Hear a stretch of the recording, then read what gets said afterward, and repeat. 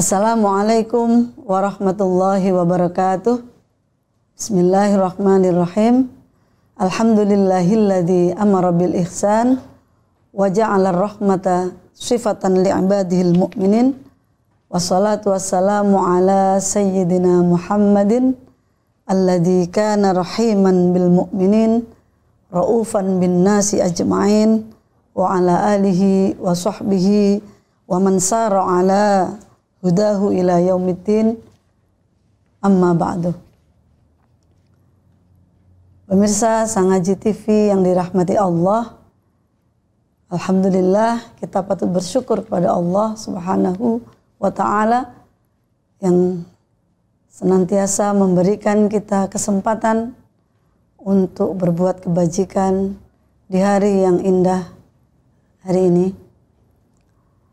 Allah, Zat yang menganugerahkan kepada manusia agama yang penuh dengan kasih sayang dan menjadikan empati bagian dari kesempurnaan iman.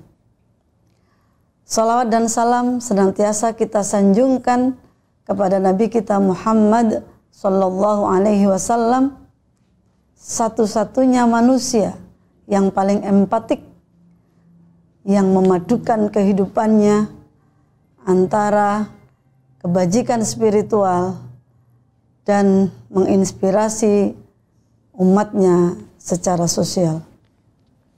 Pemirsa Sang Haji TV yang dirahmati Allah, tema kita hari ini adalah empati sebagai bagian dari ibadah. Pemirsa, kita mungkin tidak pernah menduga bahwa empati adalah bagian daripada ibadah kita. Empati bukanlah ibadah mahdoh seperti sholat, zakat, puasa, dan juga macam ibadah mahdoh lainnya. Empati adalah ibadah yang sepi dari tampilan fisik, sepi dari didengar oleh manusia, sepi dari penilaian dari gerakan maupun yang bisa ditunjukkan dengan perbuatan. Sepi adalah bentuk ibadah yang paling halus, yang tidak terlihat, tidak kasat mata oleh manusia, akan tetapi sangat halus dan diketahui oleh Zat yang maha lembut, yakni Allah Subhanahu wa ta'ala. Pemirsa yang dirahmati Allah, Allah berfirman di dalam surat Al-Ma'un ayat 1-3, A'udzubillahi minasyaitonirrajim, Bismillahirrahmanirrahim, Ara'aital ladzi yukadzibu biddin, fadzalikal ladzi yad'ul yatim wa la yahuddu ala ta'amil miskin. Shadaqallahul azim. Yang artinya adalah, tahukah kamu orang yang mendustakan agama, yaitu orang-orang yang menghardik anak yatim dan tidak mau memberikan makan kepada orang-orang miskin. Allah menanyakan, orang yang mendustakan agama itu bukanlah orang yang meninggalkan sholat, bukan pula orang yang meninggalkan puasa, zakat maupun haji. Tapi kategori mendustakan agama adalah mereka yang tidak peduli kepada anak yatim, mereka yang tidak peduli kepada perasaan orang lain, mereka yang tidak peduli bahwa tetangganya butuh bantuan karena kurang makan atau butuh bantuan untuk hal-hal yang bermanfaat lainnya. Ini adalah kategori mendustakan agama. Dalam definisi yang paling tepat, ini adalah bentuk empati. Sebenarnya apa definisi empati? Empati adalah kemampuan kita merasakan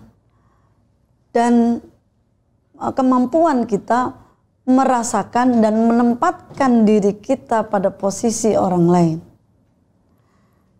Contoh yang lain yang mudah adalah kalau misalnya kita dipukul itu kita akan merasakan sakit. Bagaimana pula seandainya kita memukul orang lain, tentunya dia akan merasakan sakit. Demikian pula kalau misalnya orang memfitnah kita, kita akan kesakitan karena fitnah, maka kita akan menghindarkan diri berbuat fitnah, karena itu pasti akan menyakiti orang lain. Empati sesungguhnya adalah menempatkan diri kita pada posisi sebagai orang yang sangat menginginkan kebaikan untuk orang lain sebagaimana kita menginginkan kebaikan untuk diri kita sendiri. Kalau kita tidak mau disakiti, pasti kita tidak akan menyakiti orang lain. Itulah empati. Rasulullah Shallallahu Alaihi Wasallam, manusia yang paling empatik di dunia. Beliau adalah contoh tauladan dari perilaku empatik yang patut kita contoh. Salah satu contohnya adalah ketika Rasulullah menjadi imam sholat, beliau akan memperpendek bacaan surat di dalam sholat karena dia mendengar ada seorang anak kecil yang menangis. Ini tidak perlu diumumkan bahwa saya memperpendek sholat karena ada anak kecil menangis, tidak perlu diumumkan. Tapi itulah bentuk empatik yang sesungguhnya. Sebagai ilustrasi yang lain juga, ketika Rasulullah berdiri di pinggir jalan, tatkala ada jenazah orang Yahudi lewat dan yang mengantarkan sangat sedikit, Rasulullah berdiri dan menangis. Lalu ditanya oleh sahabat-sahabat Rasulullah, mengapa Rasulullah menangis? Bukankah itu orang Yahudi? Bukankah jenazah itu adalah jenazah non-muslim? Lalu Rasulullah menjawab, bukankah kita sesama manusia? Bukankah kita sama dengan dia? Bukankah dia juga manusia seperti kita? Inilah contoh empatik yang dicontohkan oleh baginda Rasulullah Shallallahu Alaihi Wasallam. Pemirsa yang budiman, empatik ini bentuk ibadah yang halus, bentuk ibadah yang sunyi dari gerakan, sunyi dari tampilan fisik, sehingga tidak banyak orang yang mengetahui bahwa kita sangat merasakan apa yang dirasakan oleh orang lain. Tapi yakinlah bahwa Allah mencatat setiap gerakan hati kita. Kata Allah, "Wa may ya'mal mithqala dzarratin khairan yarahu." Barang siapa melakukan perbuatan kebaikan meskipun dia sebesar biji sawi, atau dengan kata lain, meskipun kebajikan yang kita lakukan itu sangat tersembunyi dari mata manusia, tersembunyi dari medsos, dari media sosial, tapi yarahu, Allah tahu, Allah melihatnya. Kalau Allah melihat amal perbuatan kita, pasti itu ada konsekuensi dari penglihatan Allah.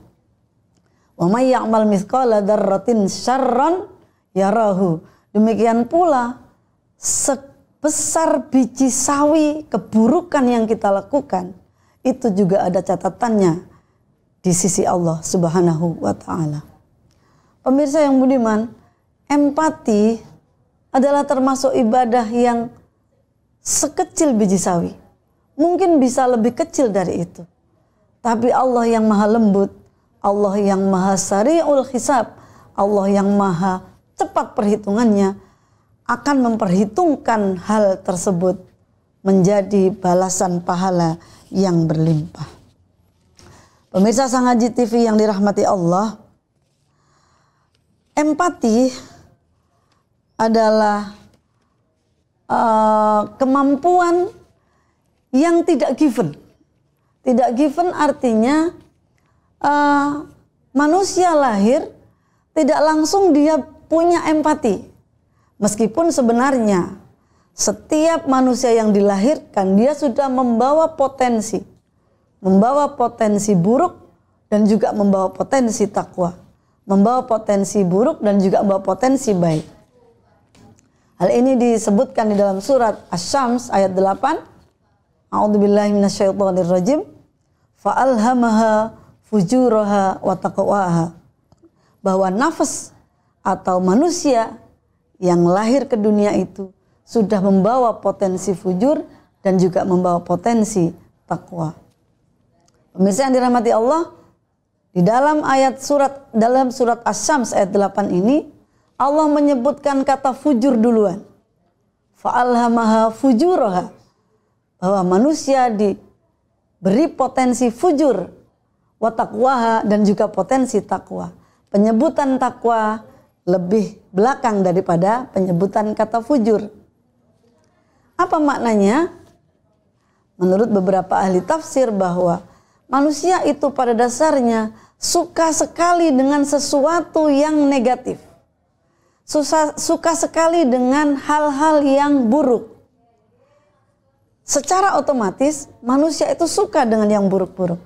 Secara otomatis kita itu sangat curious, sangat penasaran dengan hal-hal yang negatif. Saya beri ilustrasi, contoh misalnya. Di dalam kita berinteraksi dengan gawai kita sehari-hari, selalu ada notifikasi berita-berita. Misalnya ada berita tim sepak bola mana Indonesia mengalahkan tim dari Vietnam misalnya. Lalu kita scroll lagi, ada berita lagi mahasiswa di Jogja demo. Kita scroll lagi, seorang nenek diperkosa oleh anak SMA misalnya. Secara naluriah, tiba-tiba kita memilih berita yang terakhir tadi. Memang kita cenderung kepada yang fujur. Nah, kita suka yang buruk-buruk. Kita suka berita yang negatif. Itu menjadi pilihan untuk dibaca duluan daripada berita sepak bola, daripada berita mahasiswa demo. Tapi berita yang menggugah keingintahuan kita adalah yang negatif tadi. Kalau pemirsa tidak terlalu yakin dengan hal ini, bisa nanti dicek ketika Anda berinteraksi dengan handphone. Yang Anda baca duluan berita yang semacam apa, itu menunjukkan siapa diri kita. Lalu kenapa kata takwa datang setelah kata fujur? Karena takwa itu butuh proses pendidikan. Karena takwa itu butuh proses belajar, tidak otomatis. Kita menjadi baik itu butuh proses. Kita menjadi orang yang empati itu juga butuh latihan. Tidak bisa otomatis kita empati tanpa ada proses untuk mengasah rasa empati tersebut. Nah, dalam kesempatan ini kami akan sampaikan beberapa cara mungkin yang bisa kita lakukan supaya rasa empati itu tumbuh dalam diri kita. Pemirsa, rasa empati itu sesuatu yang tidak bisa dipamerkan. Maka yang paling tahu apakah kita ini punya empati atau tidak, yang paling tahu adalah diri kita sendiri dan Allah Subhanahu wa taala. Kita tidak bisa mengatakan bahwa si A sangat berempati, si B tidak punya empati. Kita tidak bisa menilai orang lain karena yang tahu hanya diri kita sendiri. Oleh karena itu, kita belajar jujur, apakah sudah ada rasa empati dalam diri kita masing-masing. Oleh karena itu kami kutipkan beberapa cara supaya rasa empati itu bisa tumbuh di dalam diri kita. Yang pertama, sebagaimana tema kita kali ini, bahwa empati itu adalah sesuatu ibadah, bentuk ibadah yang sangat tersembunyi. Maka kalau kita mau mengasah rasa empati dalam diri kita, niatkanlah bahwa empati adalah bagian dari ibadah kita. Kalau kita orientasinya adalah ibadah, maka sesuatu itu bisa kita lakukan. Kalau kita orientasinya adalah kepada Allah, dan kita sedang mengasah empati dalam diri kita, lalu kita niatkan, saya akan menumbuhkan empati karena ini bagian dari ibadah saya. Itu yang pertama. Lalu yang kedua, membiasakan diri mendengarkan keluhan orang lain dengan hati, tidak hanya menggunakan telinga. Seringkali pemirsa, kita selalu ingin menjadi pembicara yang utama di dalam perbincangan antara 2 orang, 3 orang atau lebih. Padahal kita dianugerahi 2 telinga, tujuannya agar kita lebih banyak mendengar. kita dianugerahi satu mulut. Mulut kita lebih sedikit daripada jumlah telinga kita. Berarti kita lebih dituntut untuk banyak berempati, banyak mendengar dengan hati, tidak buru-buru menasehati. Itu yang kedua. Lalu cara yang ketiga adalah kita niatkan berempati dengan cara tahan lisan kita. Tahan lisan kita dari menyakiti orang lain. Di awal sudah kami sebutkan bahwa kalau kita tidak ingin disakiti oleh orang lain, tentunya kalau kita mau mengasah empati kita, biasakan kita menahan lisan supaya tidak ada pihak-pihak yang tersakiti karena mulut kita. Dan yang keempat adalah peka terhadap sekitar kita. Pemirsa yang budiman, seringkali kita dihadapkan dengan informasi di media sosial bahwa kita saat ini itu hidup di masa di mana banyak sekali orang yang suka berbuat kebaikan. Banyak sekali orang yang khusyuk beribadah, tapi kering dari empati. Kita tahajud setiap hari, tapi kita tidak peduli ada tetangga kita yang membutuhkan. Kita rajin berzikir, tapi kita juga aktif menghujat sesama manusia melalui media sosial. Pemirsa yang budiman, ibadah yang tidak dibarengi dengan empati itu adalah kebohongan spiritual. Ibadah yang tidak melahirkan perilaku yang empatik terhadap orang lain, itu adalah ibadah yang tanpa makna, ibadah yang kosong belaka. Oleh karena itu, marilah kita sama-sama berdoa, semoga Allah menjadikan kita manusia yang punya hati yang peka, punya hati yang empati, punya hati yang diberi kemampuan untuk mengikuti Rasulullah di dalam berempati kepada umatnya maupun kepada manusia lainnya. Baik pemirsa, mari saya pandu untuk berdoa. Mudah-mudahan Allah melembutkan hati kita dan menjadikan kita umat Rasulullah yang mampu meneladani sikap empatik beliau. Mohon berkenan untuk menirukan. Bismillahirrahmanirrahim. Allahumma ja'alna min ibadikar ruhama waj'al qulubana linatan li'ibadik wamla hayatana bihubbika wa hubbi man yuhibbuka wala taj'alna minal qasiyati qulubuhum wala minal ghafilina an jiranihim wa ahlihim. Yang artinya, ya Allah, jadikanlah kami termasuk dari hamba-hambamu yang penuh dengan kasih sayang. Dan jadikanlah hati kami ini lembut kepada sesama hambamu. Dan penuhilah hidup kami dengan cintamu. Dan juga penuhilah hidup kami dengan cinta dari orang-orang yang mencintaimu. Ya Allah, janganlah jadikan kami orang yang keras hati dan lalai terhadap tetangga-tetangga kami, kerabat kami, maupun keluarga kami. Demikian pemirsa Sangaji TV yang bisa kami sampaikan.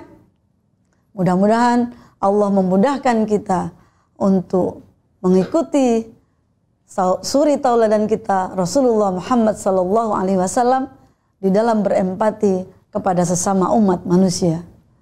Usikum wa nafsi bitaqwallah wallahul muwaffiq ila aqwamit thoriq. Wassalamualaikum warahmatullahi wabarakatuh.